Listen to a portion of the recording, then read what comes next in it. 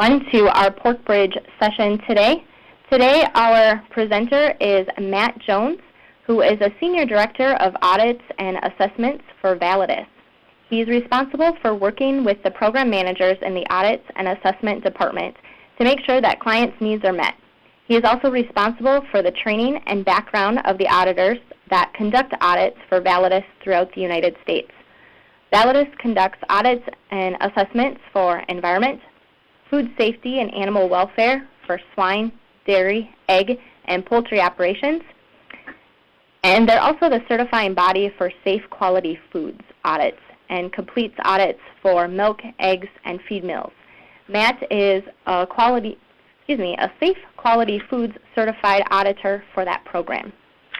Prior to becoming Senior Director of Audits and Assessments, Jones was the on-farm assessment and environmental review program manager and the technical support for that program for Validus. His previous work experience was as a shipping manager and a lab technician at a swine's genetics facility in southern Iowa for 2 years. And Matt Jones was also an assistant farm manager on a 3,000-acre corn and soybean operation for 3 years after graduation. Matt Jones is a graduate of Iowa State University, where he obtained a Bachelor's of Science degree in Animal Science. Matt and his family live near Greenville, Iowa. And with that, Matt, I will hand things over to you to do our presentation today on preparing for third-party audits. First of all, I'd like to thank everybody for their time today and really appreciate the folks with PorkBridge, both Sarah and Sherry, and really appreciate this opportunity to talk to everybody today about this project or about this topic. The topic that I've been assigned for today is preparing for third-party audits. And kind of my goal for the talk today is just to give you a little flavor of who we are, the company that I work for, Validus, give you a little background on the third-party audit process, and then some things that, as a producer, that you can do to help with the audit process if you are fortunate enough to be randomly selected for that process to go through. And kind of want to walk through some questions that other producers have asked and called in and talked to me about, every time folks hear the word audit, it can be a scary term. So some of the things that we're doing to put more of the focus on continual improvement and some of the things that we're looking for from a third-party audit aspect. So again, thank you. I understand everybody is extremely busy, and with the temperatures outside extremely cold. So I appreciate your time today and the opportunity to speak with you. So the first slide that I have here, or in your slide set, will be called slide number 2. Kind of wanted to lay out some of the objectives to talk about today. And what I wanted to do is kind of inform you on, like I said before, a little bit of background information on Validus, who we are, explain kind of the process that we go through from a selection standpoint. How do folks get selected for a third-party audit process? You may hear me talk about a couple different terms. They may be called third-party audits, could be called an evaluation, maybe called a verification. All of these are similar in stature, and what the bottom line is, it is somebody who is coming out to verifying that you're meeting certain expectations of a packer or a retailer that you're selling a product to. And then I wanted to kind of outline the steps to prepare to help you better prepare yourself if you are randomly selected or if you are selected for a third-party on-farm audit process. And then my final bullet there is to kind of explain the audit process, what we go through with our auditors, what kind of our selection process to identify people that go out and represent our brand, our name out there in the field, and kind of the things that we look for to help protect you as an entity also when we're out there visiting different farms. Slide number 3, the company I work for is called Validus Verification Services. We are located in Urbandale, Iowa,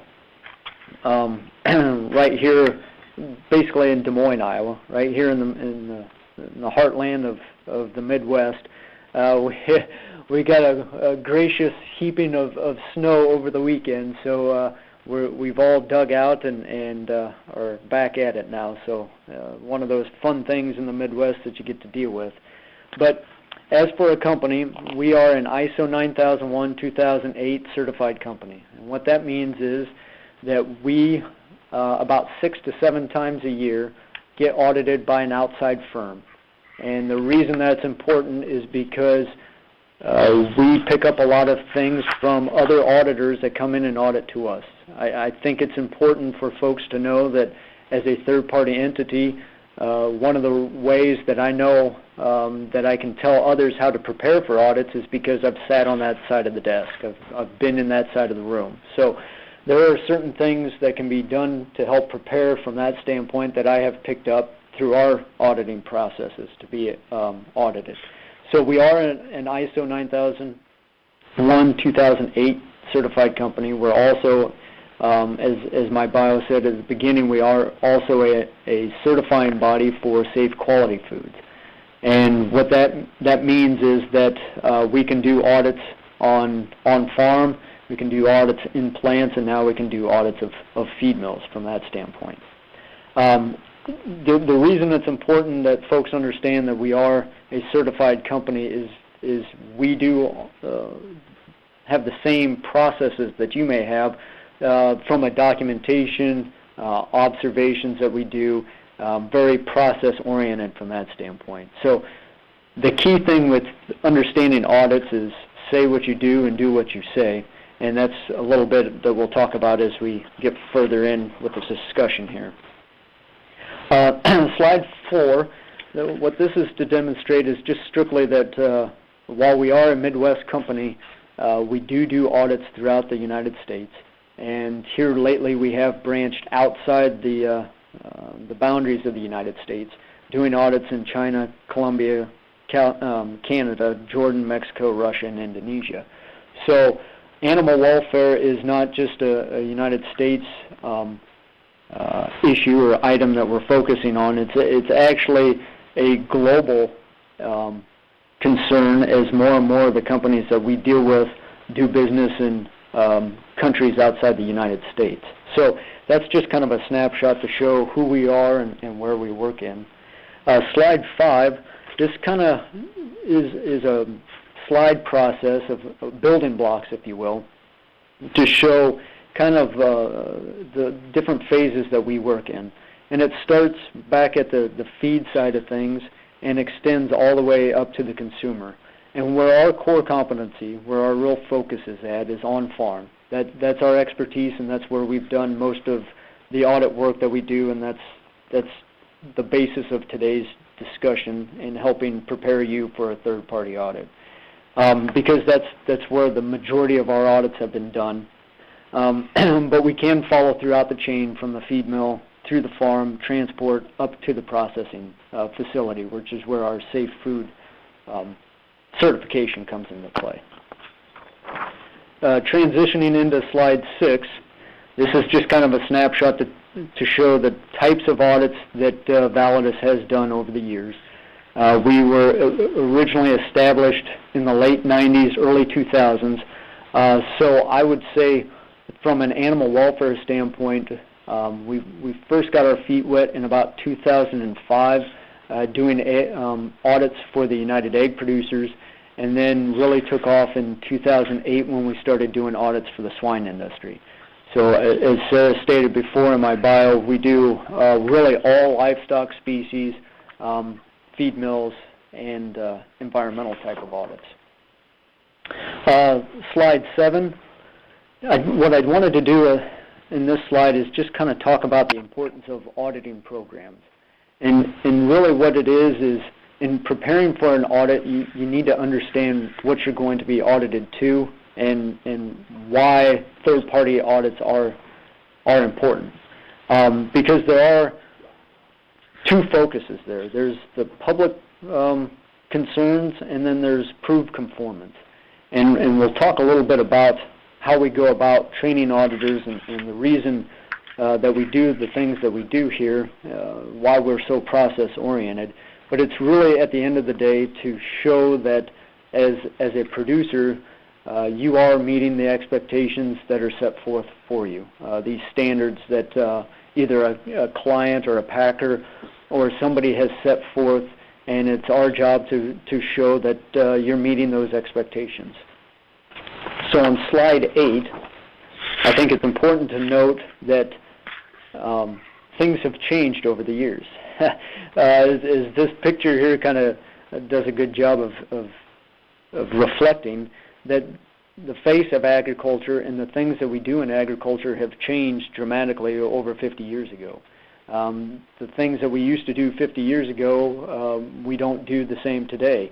As is pointed out in the next slide, slide 9, to show that people don't have that direct connection anymore to agriculture. I think the latest studies that I've read and looked at, we're teetering between 4, almost 5 generations removed from the farm. So we don't have that grandparent or parent or aunt and uncle or somebody in our family that still has an association or a relationship with the farm.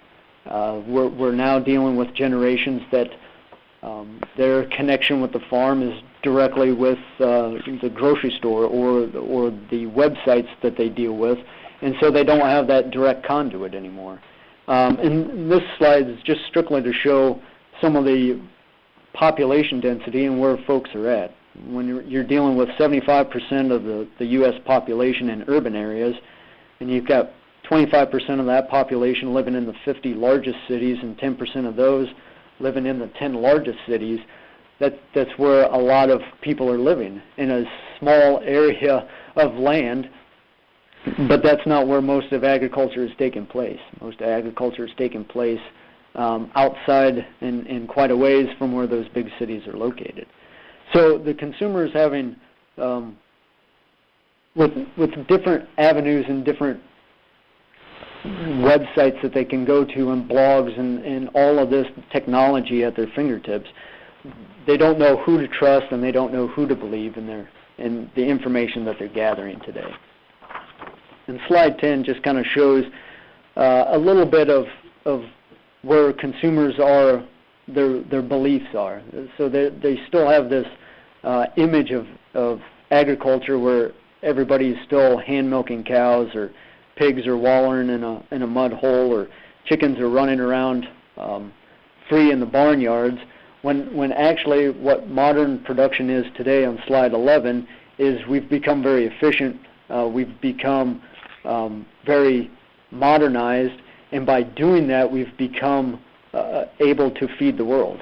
And that's really our goal, and you know, as populations have grown, we've had to find ways in agriculture to grow our systems and become efficient, become modernized, and at the same time meet a lot of regulatory requirements that are put forth both by the federal and the state entities that we're up against in order to maintain our operating permits. So what we're looking at today is kind of a snowball effect, as a difference of public perception versus where we're at in agriculture today.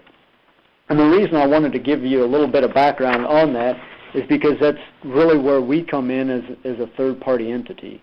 Because I'm not going to say that we're the conduit, but we're there to verify that if animals are required to have access to feed, water, ventilation, and are able to do their daily activities based on whatever standards are set forth, then that's what the auditors are going to go out and verify for. So 9 times out of 10, what we find is everybody is doing things in accordance to those standards, and if not, then there are ways to achieve that standard through a continual improvement, which we'll talk about here in a little bit. Slide 12, the selection process. So how are sites selected for a third-party audit process? So if we transition into slide 13, I'll go into a little more detail on how sites are actually selected for this third-party audit process. There's a couple different ways. It could be randomly selected based on information provided from a supplier to a third-party entity. So they will provide a list of farms that provide a certain product to them. And then as a third-party entity, it is our responsibility to randomly sample or randomly select farms for that process. Usually with that involved, there's a statistical sampling mechanism involved. And so we try to take all objectivity out of it so that it really comes down to a statistic sample or what we call a random generator that would reach in and from a computerized system randomly select farms, purely random from that standpoint. Other audits require annual audits to be done. So from that standpoint, you know it's not going to be random. You know every year you're going to expect an audit on your facility. And even one step further, there's some audits that do it on a 2 or a 3 year basis. So kind of several different processes that are out there. This information is strictly confidential. It's provided to the third-party entity on a confidentiality standpoint. So there are multiple contracts that are signed to ensure that that information is kept confidential. But there has to be a starting point. So the starting point is typically with those operations that provide a product to a wholesaler, retailer, processing facility, and then they've selected a third-party entity to come out and verify that requirement or that standard that they're auditing to. Slide 14 identifies kind of the process that we go through to identify eligible sites. So this would be those operations that are still in business. So if you're sold your last load of hogs or decided not to continue to sell to that processor, to that packer, then that obviously would be a site that would be removed from the system. But this selection process would also be based on the phase of production. So there is a process where it could be broken down by sow sites versus finisher and nursery facilities. So that you get a sampling of each phase from that standpoint, so it represents the data better. And then there has to be animals on these facilities. In order to do a third-party animal welfare audit, and in order to prepare to have a third-party audit completed, there has to be animals. So if you're loading out and sold your last load of animals and were selected for this process, we would have to wait until more animals were purchased and loaded back into that building before an audit could be completed.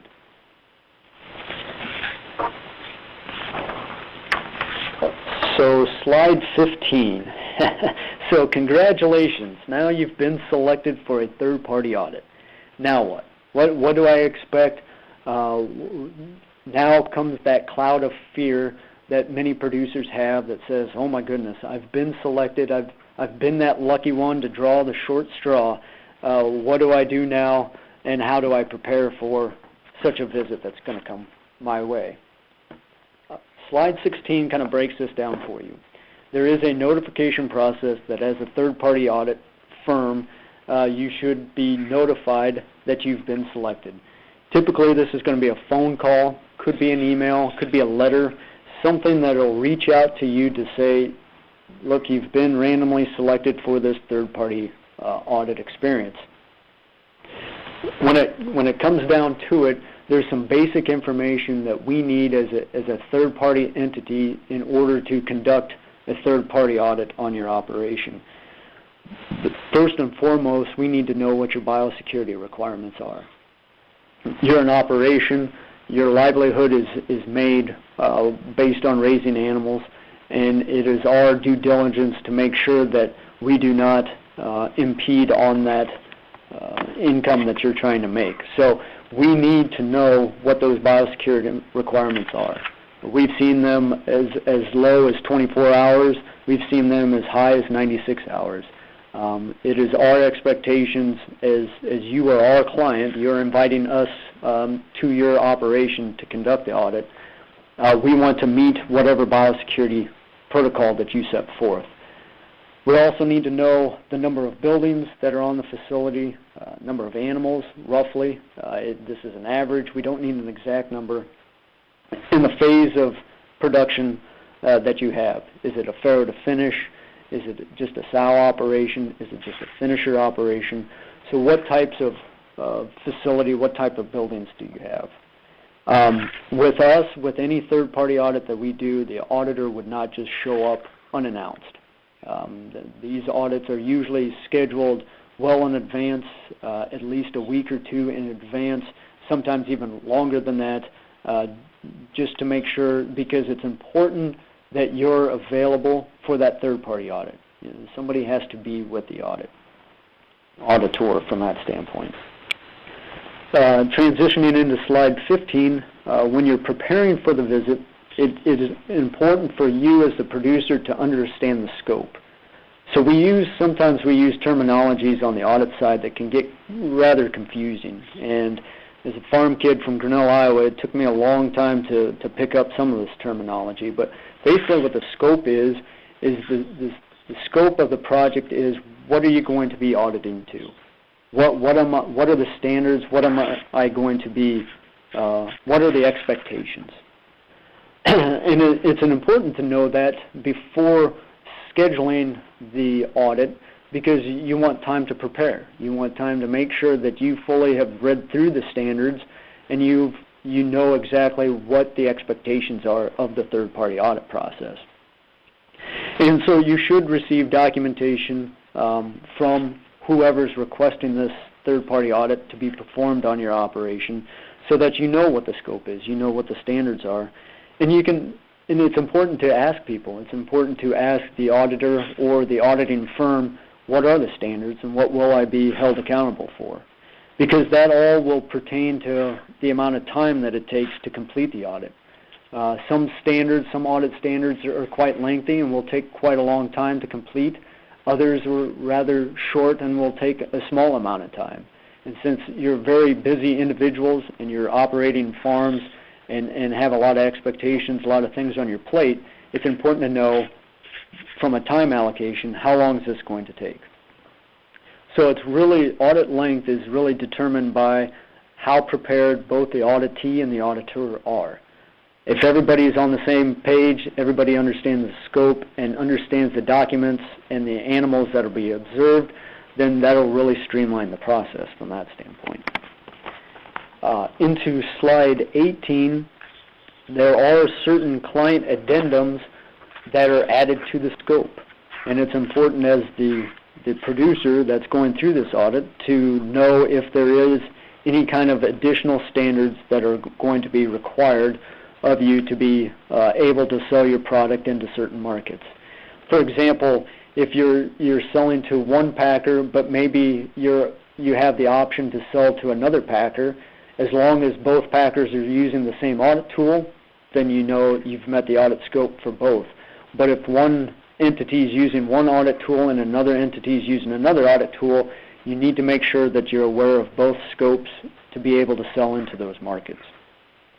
And all of this information, what we've tried to do as the third-party entity is make sure we ask as many questions up front so that you're comfortable with that and you understand what the scope is. Therefore, when the auditor comes out to your operation, they're fully prepared and ask the correct questions and looks at the correct documentation, and therefore we wouldn't have to repeat this later on down the road if you were selected for another entity, another packer. Slide 19, Auditor Preparation. It's important for our auditors, for any auditor, to be very prepared. This is your time, this is our time. We do not want to waste your time when we're there on your operation. So it's important for the auditor to understand the scope also. And that's why I talk a lot about the scopes and the standards, making sure that everybody's on the same page when that first phone call is made. The auditor will make a call to you in about a 24-hour period to confirm the timeline that was selected. So once you've been selected and you understand the scope, the auditor will usually call and introduce themselves, set up a time that works for both of you in your schedule and works from a biosecurity standpoint. And then before they arrive, they will give you a courtesy call in about a 24-hour window before that. Because we live our lives, we're busy individuals, and things change. So if something changes, that's why we do that 24-hour call in advance. Therefore, an auditor wouldn't show up and something has changed and we might miss each other that way. So that's one of the reasons we make that call. And also in that call, the auditor will also verify some equipment that they need to bring in order to do their job. And it's important that you know what types of things they're bringing to your farm because, again, it comes back to biosecurity and making sure that you're protected and we're also protected. So 9 times out of 10, the only thing we usually bring onto the facility is the audit tool itself. We ask that the producer, if want to, provide a clipboard or a pen for the auditor to use. That way we're not bringing on anything to your operation except for paper that's never left the office and hasn't been on any other farm from that standpoint. And then we also send the auditors out with biosecurity clothing. So they'll have disposable coveralls, disposable boots, latex gloves, things of that nature. So when they arrive to your facility, and you already have explained who they are through the phone call, so that you know to expect that this is Matt Jones from Validus coming to your facility, and here's the type of equipment that I'll be bringing in, and it's all been pre-approved that way. And if it's a shower-in, shower-out facility, we'll follow those protocols from that standpoint. If it's a finisher and you want us to wear different boots between the different sites, we need to know that information before the auditor arrives. And then the last slide that I have for this section, slide 20, is meeting location. So where is the best location to meet the auditor? If you have a main office that is located off-site at your facility somewhere, it's important that be explained in that initial phone call with the auditor. Because what we want to avoid is the auditor showing up to your farm, to your facilities, and all of the records be kept at a home or in a home office that's 20 miles away or 30 miles away, because that takes time to get records back and forth. So if everybody's on the same page from a scope and understanding the records that the auditor is going to be looking at, we can predetermine a good meeting location and go through those records, which may or may not be on the farm, and then in the day looking at the animal observations of those animals at the facility. So it's important from that standpoint. Also, from a biosecurity standpoint, you may want the auditor to meet you somewhere else other than your operation, for example, in town, and may ask that auditor to ride with you out to their farm, strictly from a biosecurity standpoint. That way, that auditor leaves their vehicle in town and rides with you out to your operation. So it's really important when the auditor calls that there are a list of things that they'll go through from a checklist standpoint to make sure that we've achieved everything that we need to make us as efficient as possible. And then that gets us into slide 21, biosecurity. It's really important that from a biosecurity standpoint that not only are you protecting yourself, but we're also protecting ourselves, which is why we take biosecurity to the extreme. It's probably the most important thing that we do here at Validus when conducting third-party audits and from your standpoint, preparing for a third-party audit. Slide 22. So biosecurity, we understand, being farm background individuals that have been in agriculture all of our lives, it's really important that all of our auditors understand what biosecurity is and what biosecurity could do to an operation. So we have multiple questions and multiple processes that we follow from that standpoint. And we have sent our biosecurity protocols to multiple scientific committee members throughout the swine industry that have reviewed this to make sure that we have followed everything to the nth degree and reduced as much risk as we can as possible. So following procedures such as looking at animals from youngest to oldest, looking at any kind of animals that may have health issues last as we're leaving the facility, wearing our biosecurity coveralls, double booting when we get put a pair of disposable boots on as we exit the car and another pair before we enter the buildings. Things of that nature that we have set forth to make sure that we're protecting you and protecting ourselves as we arrive for our third-party audits. And then slide 23 is continuing on with biosecurity. Again, it's important to know where to meet, where to park the vehicle, and so it will seem like at that initial phone call that there's a lot of questions that are asked from that standpoint. It's strictly to help us to better understand your operation and make sure that we're following your protocols, because we are an invited guest to your operation. Things that we also do is we rent cars that we use instead of using our own personal cars. There's a low possibility that a rental car has been on a farm versus our own personal cars from that standpoint. Making sure that we have garbage sacks of that nature, so any of the disposable clothing that we bring into the operation and we wear, we'll discard that and take with us. There's no need for you to be responsible for our trash once we leave the facility. And then making sure the shower in, shower out facilities that there's proper attire for us to wear once we're through that facility, through the shower in, shower out. So lots of questions, lots of things that we're talking about, all in preparation, preparing for that audit, making sure that we're meeting your expectations when we arrive to the site. And then slide 24, from a equipment standpoint, we as a company provide all of this listing of equipment to the auditor. As the producer, if you want to provide the biosecurity coveralls and the disposable boots or the coveralls for the auditor, then we'll abide by the rules that you set forth from that standpoint. So lots of things that are predetermined in that first initial phone call and even in that call 24 hours in advance. So everything's set forth, lots of processes that we follow all before we've even stepped foot onto your operation. Now in step 25 or slide 25, now is the day of the audit. So what types of questions do we get as an auditing firm that we need to do as a producer in preparing for that audit once the auditor has made the call and we've got a time selected, we've got a date selected, and here they are.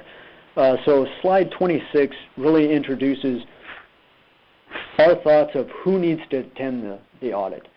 We feel it's very important for the managers to be available, whether that be the owner, whether that be the manager of the facility, whether that be a company representative, whoever is identified as the manager, those that are responsible for the day-to-day activities of the operation.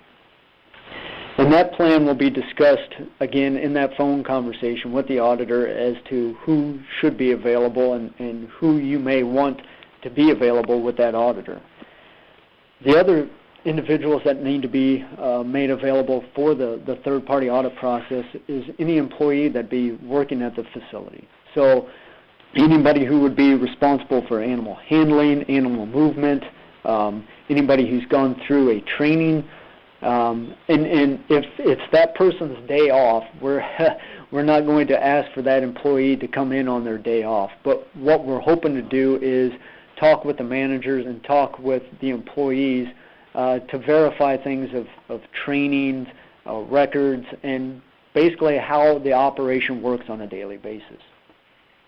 Other folks that we have had participate in the past on third-party audits have been owners, veterinarians, consultants, things of that nature. So as a third-party audit company, it's important for folks to understand that auditors audit to a standard, to a code. Auditors cannot provide recommendations or consulting.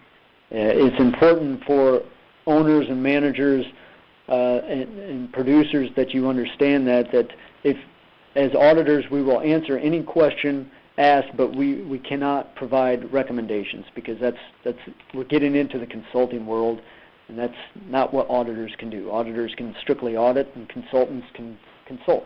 So just need to make sure that the auditor understands that also, that we're strictly there from an audit standpoint. Then we get into slide 27, the length of the audit. How long will it take? And a lot of this dates back, if you remember a few slides back, it comes back to preparation on both the auditor and the auditee, making sure that everybody's on the same page as for scope and the audit tool that will be audited on the day. But other things that will depend on the length come down to the number of animals at the facility, number of buildings, and the number of people that will be at the operation. With all those taken into consideration, what our experiences have shown us in the past from doing all of the audits that we have to date, a sow site, depending on the audit tool, but typically a sow site will take the majority of a day, because of the number of animals to look at and the number of employees that are at that operation. Sow site or nurseries and finishers take approximately 2 to 3, sometimes 4 hours. Again, multiple things to take into consideration: number of buildings, number of animals, number of people working at the facilities. But these are estimates based, or these are averages, I should say, based on previous audit experience that we've done. The other thing to take into consideration is the audit tool. The amount of questions and records, documentation, and animals that need to be looked at from a scope standpoint will also need to be taken into consideration on the amount of length. Most auditors should be trained to give a pretty good estimate of how long the audit will take, and you should know that during that initial phone conversation when preparing for the audit. From an audit flow standpoint, when I'm preparing for an audit and going through the audit process, what's typically the flow? Typically all audits start with an entrance interview, introducing themselves as the auditor. This should be the same individual that you talk to on the phone. As a third-party entity, we do several things to make sure that they have name badges and business cards, so you can verify, is this really who I talk to on the phone? If I call this phone number, will it get me to the company, the third-party company that is supposed to be coming out and doing this audit? So you'll have the entrance interview. The auditor will explain this, again, the scope, and talk about the details of the audit. Things, the expectations, documentation, records, standard operating procedures, all of these documents that will be looked at. All pieces that are very important for the audit process, but again, remember, we're here to do an animal welfare audit. So talking with managers, looking at the facility, looking at the animals throughout the facility. Once all that list is done, then at the end of the audit process, everything is wrapped up with an exit interview. Auditors are trained to thank the producer for their time, appreciate them giving us the ability to conduct this third-party audit, and then we'll talk about some of the things that we found. In our audit world, we call them non-conformances, or areas that are in need of improvement from that standpoint. Slide 29 just kind of runs through a little bit of the types of records that may be asked for during an audit. Again, this all comes down to the audit scope, what you're being audited to, but typically most audits look at standard operating procedures. So what are you doing on a daily basis? What is your normal business activity that you do? Daily observation records, medication records, any record or standard operating procedure or any document from that standpoint can either be a physical record that you fill out, or it can be electronic. There's nothing wrong with electronic records from that standpoint. It's just important that if you do have electronic records, that the auditor have the opportunity to view that while at the facility. So if all of your records are kept in your home office, it's important to let the auditor know that so that the records portion can be viewed before moving on to the rest of the audit process. Then slide 30 gets into types of observations that we look at as auditors in an animal welfare audit. So it's key to look through the facility. So we'll walk the entire building, looking at gates and pinnings, doorways, loadout chutes, animals, where they're housed at. We'll ask employees, or we'll ask managers to go in and check feeders and waters and look to see how producers interact with the animals. If there's animal movement that's happening that day, we'll take the opportunity to watch that, watching that human-to-animal interaction, moving animals from point A to point B. Sometimes this occurs, sometimes this doesn't. So it's important for the auditor to be asking that question if there is any kind of loadout that's going to take place during the audit, so that they're better prepared for that. Most of the time in the audit, from an animal welfare standpoint, is spent out in the building, looking at animals, looking at the buildings, walking the facilities, talking with employees and the management, understanding how your operation works. Slide 31 gets into a little bit what I talked about before. So, auditing versus consulting. And it's important as a producer that's being audited and preparing for a third-party audit, you may have several questions. You may have lots of questions. And it's important that you get answers to your questions. Just know that as an auditor, it is our ethical duty that we cannot consult. In fact, we as auditors sign what is called a code of ethics that clearly states right in there that as auditors we cannot consult.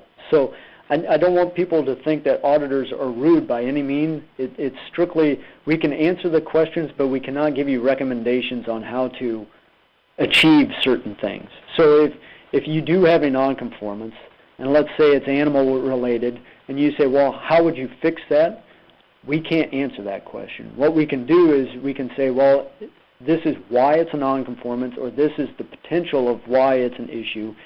But unfortunately, we can't tell you how to fix that because that again goes against the code of ethics that we've signed from that standpoint. So the reason I bring that up is it is important as a producer to understand that you may have 30 questions, and we want to make sure that we answer all 30 questions as professionally and polite as possible, but we just may not be able to give you a recommendation on how to fix something. And that's strictly how the audit world is set up.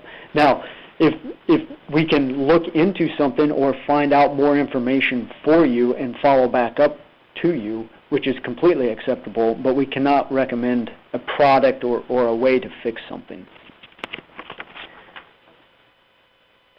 So then we get into slide 32, transitioning there, and we've gotten through the audit, and we're getting into the audit findings aspect. So you've been with the auditor for the duration while they're there. You've answered their questions. Hopefully they've answered yours. You've looked at documentation. We've walked through the facilities and looked at all the animals. Now should come the exit interview. This is the part where we wrap up the audit process. So at this point, it is important to understand what the findings were, if there were any nonconformances that were identified at that part of the audit process, why those were nonconformances, and hopefully if the manager or the owner or the producer is with the auditor at all points of the audit, then that should have been clearly identified during the audit process. So there should not be anything in the final report that you were not notified during the exit interview process.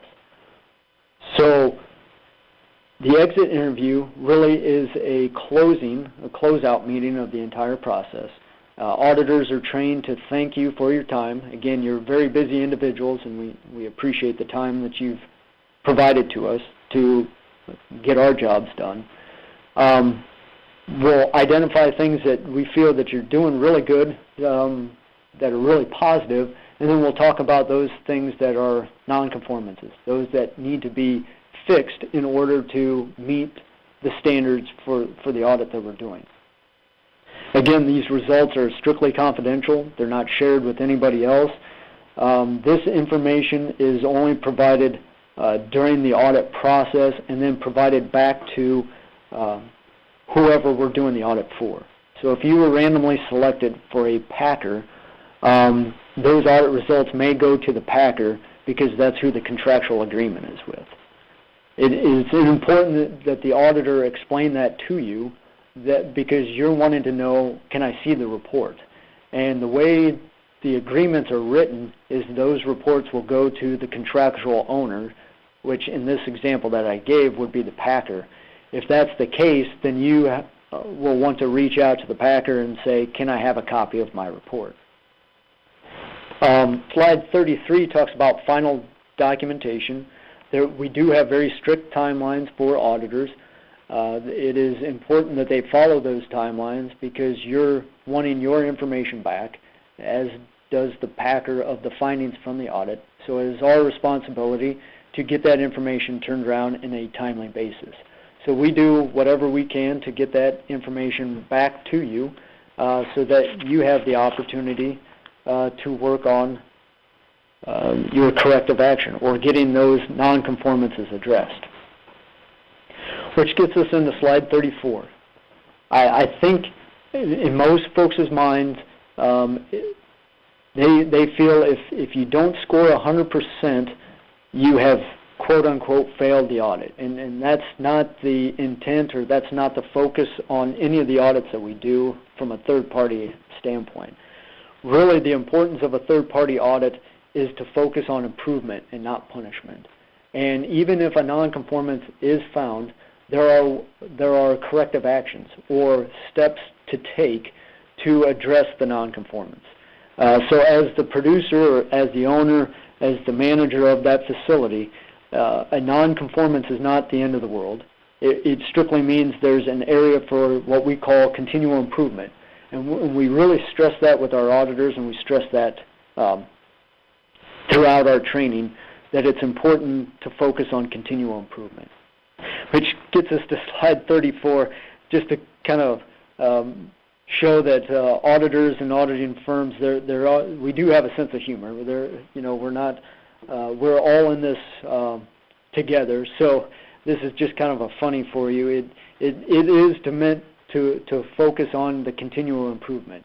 Like I stated before, just because there is a nonconformance that is discovered or identified, it does not mean the end of the world. Slide 36 talks a little bit, and this is strictly from a producer standpoint so you fully understand. Some audits have what is called a re-audit process. And what that process entails is there are some items identified in the audit that, due to the scope of the audit, they may ask the audit firm to go back and recheck certain items. That's what a re-audit is. The re-audit would be scheduled in enough time that you as the producer would have time to change or fix whatever the nonconformance was that day, get that addressed before a re-audit would be scheduled. These are really only for those areas that are identified as critical areas. And in an animal welfare audit, a critical area typically is those areas of feed, water, ventilation, willful acts of abuse, things of those natures. Those items, if they were discovered missing or lacking during the audit process, could result in a re-audit process. So it's important to know that because that is can be part of the scope of the different audit tools that are out there. Slide 37 is just kind of I use this slide on new auditor training to find out how observant individuals are. So it's just kind of one of those slides to say, can you see the other animal that's in this picture? because as auditors, our eyes and our ears are our best tools that we have, because we're trained to see what we can see and listen, more importantly, to what you have to say and take that information. In summary, slide 38, really the focus on any audit is continual improvement.